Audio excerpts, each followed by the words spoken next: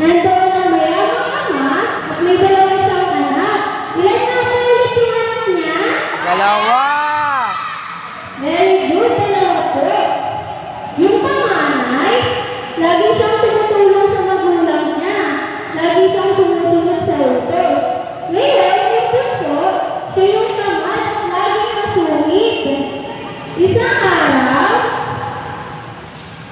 araw, lumapit yung bunso sa kanyang ama. At sinabi niya, Ama, kukunin ko na ang lahat ng aking mana. At mamumuhay ako mag-isa. Tama po ba yung ginawa niya? O mga bata, alam po ba yung mana? Hindi po! Sino po nag-alala sa kamay? Ano po yung mana, ate?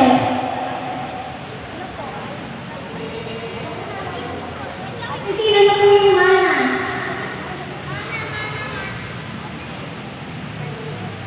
Pagmamana po yung ano po yung tinulad sa parents? Tama po, pakibigyan po si Ate Lee. So yung mana ay makakuha nyo kapag nawala na yung parents nyo, yung kayamanan nila. Tama po ba yung ginawa ng bunso? Kinuha niya na yung mana, nandun pa yung parents niya?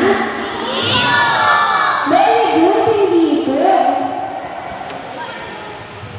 Pero yung ama, mabait siya kaya binigay niya yung kalahating kayamanan niya sa kanyang dalawa niyang anak.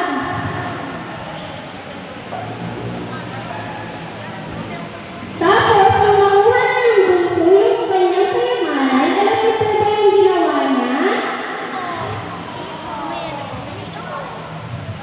Ano po Ate Lucia?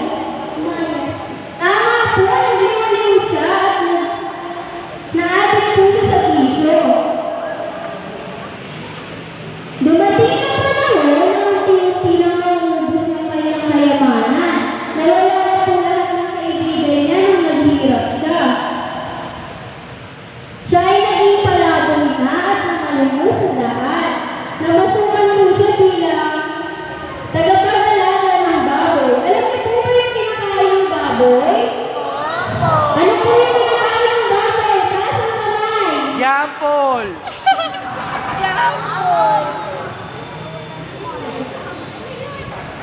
Ano po yung kinakain ng baboy? Anong baboy? Ano po yung pinakot ko? Anong baboy? Tama po, kain baboy.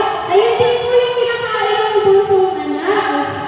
Hanggang sa maisip niya, mas masarap pa yung kinakain alipin ng kanyang ama kaysa sa mga baboy. Kaya pumunta po siya sa ama niya at nagsisip po siya. Malayo pa lang, makita na siya ng kanyang ama at niyakap siya ng